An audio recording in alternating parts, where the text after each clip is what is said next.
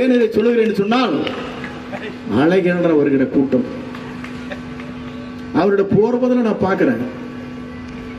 எல்லோரும் சொன்னார்கள், ஆட்சி நிலைகளை பற்றி சொன்னார்கள். முதலனை கொண்டு வந்தார் கவர்னர். வர்ணனைக்கு பேசாத முதலமைச்சர் பேச வேண்டும். ஆளுநரில் அவர் பேசினாரே இல்லை, இந்த தலைதறிக்க ஓடியே போயிட்டான். பேசினா என்ன சிக்கல்னு அவளுக்கு தான் தெரியும். பேசாத ஒரு முதலமைச்சர் ஒவ்வொருத்தரும் அட்டையை பிடிச்சிட்டு குடிச்சிட்டு வந்துட்டானு நெஞ்ச நிமித்திட்டு அவர் பேச ஆரம்பிச்சார். பாருங்க, இங்க இருக்கிற மக்கள் வரி பணத்தை ₹1 கூட எடுக்க மாட்டேன், எடுக்க விட மாட்டேன், எடுத்தவர்களை விட மாட்டேன் சொன்னார். ஓடியே போயிட்டாங்க. இதுதான் நடந்தது. அவர் பேச ஆரம்பிச்ச என்ன நம்மளுக்கு தெரியும். இடி மல்லன் மழையை போல பொழிறாரு. கம்முன்னு அமைதியை கேட்டே இருப்பார். நானும் பார்ப்பேன். நான் இதுவரைக்கும் யாரையும் பார்த்ததில்லை. நான் புரட்சி தலைவர் அம்மாவோட பயணத்தை மேற்கொண்டேன், எல்லாம் பார்த்துட்டேன். கோட் சூட் போட்டு வந்திருக்கிற ஒரு முதலமைச்சர் நிக்கம் பார்க்கிறேன். அப்படியே அப்படி வர்றாரு பாருங்க, அப்படியே ட்ரிம்னு.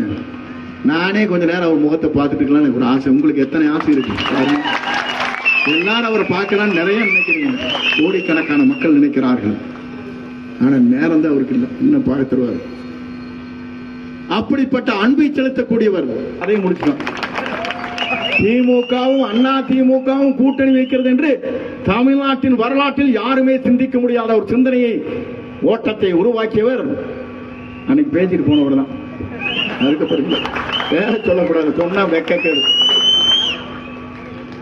அந்த கட்சியில் இருக்க சொல்லிட்டாங்க, அண்ணா திமுக 400 மேனியும் பொருதலோனமாக பூஜ்ஜியமாகி கொண்டிருக்கிறது. நான் சொல்ல பின்னால் இருக்கிற எம்எல்ஏ சொல்லிட்டார். அது பேர் சொல்லக்கூடாது. சொன்னா அப்புறம் நாளைக்கு அவர் எனக்கு சண்டைக்கு வருவார்.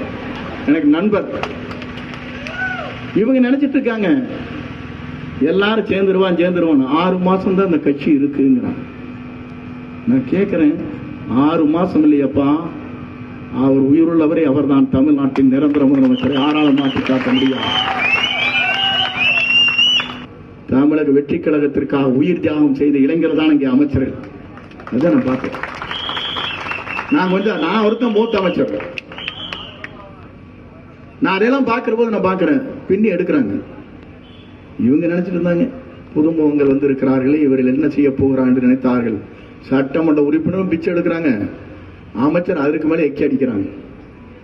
நான் சமாதானம் பண்ணிட்டு இருக்கேன். இதுதான் நடக்குது. இதெல்லாம் பார்க்கிற போது வேடிக்கையாக இருக்கிறது. இளைஞர்களாக இருக்கின்ற அத்தனை பேரும் ஆற்றல் மிக்கவர்களாக இந்த இயக்கத்திலே தன்னை அர்ப்பணித்து வந்திருக்கிற அத்தனை பேருக்கும் அங்கீகாரம். சொன்னாங்க, எல்லாருக்கும் அங்கீகாரம் கண்டிப்பா கிடைக்கும். ஏன் இதை சொல்லுகிறேன் சொன்னால், எல்லோரும் வாழ வேண்டும், எல்லோரும் சமுதாய சேவை செய்ய வேண்டும் என்பதுதான் நம்முடைய நோக்கம். அதில் எந்த பாகுபாடும் இருக்காது. இதைத்தான் நம்முடைய தமிழக வெற்றி கழகத்துடைய தலைவர் எனக்கு இருக்கிற கட்டளை. ஆகவே நீங்கள் அதை பற்றி கவலைப்பட தேவையில்லை. இங்கே இத்தனை பேர் எங்களை நம்பி வந்திருக்கிறீர்கள். இந்த நம்பிக்கைக்கு உரியவராக நாங்கள் இருப்போம். சொன்னாங்களே, இந்த பைபாஸ் ரோடு வருமான புறவழிச்சாலை சாங்ஷன் பண்ணி வந்திருக்கேன். கேரிப்பெல்லாம் வருமானாங்க, அது காங்கிரஸோட அமைய போகுது, அதுக்கு வரப்போகுது. மாவட்டம் இங்கே அமையும் என்று சொன்னார்கள். அடுத்த ஆண்டு வரையிலும் மாவட்டத்தை பிரிப்பதோ அல்லது வட்டத்தை பிரிப்பதோ கோட்டத்தை பிரிப்பதற்கு வாய்ப்பில்லை. ஏன் என்று சொன்னால், மக்கள் ஜனத்தொகை கணக்கெடுப்பு நடைபெற்றுக் கொண்டிருக்கிறது. இப்போது வீடுகள் மார்ச் ஏப்ரல் மாதத்திற்கு பிறகு அடுத்த ஆண்டு பிப்ரவரி மார்ச் மாதம் வரையிலும் இந்த கணக்கெடுப்பு முடிந்ததற்கு பிறகுதான் இதை பற்றி ஆய்வு செய்ய வேண்டும் என்ற நிலை இருக்கிறது. நான் முதலமைச்சரோடு பேசியிருக்கிறேன். நீங்கள் கவலைப்பட தேவையில்லை, சொன்னாலே புரிந்து கொள்வீர்கள். எல்லாம் மாவட்டத்தை கொண்டு வருவீங்களா? நீங்களாம் வந்தீங்களே, போனீங்களே, மாவட்டம் பிரிக்கப்படுமான.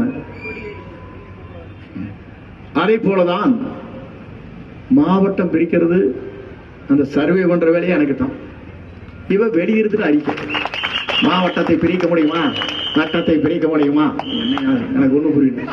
ஆனா பிரிக்கிறவனே நான் தான், பிரிச்சு தலைவரோட ஒப்படைக்கிறவனே நான். இவன் ஏண்டா கூப்பாடு போடுறான்?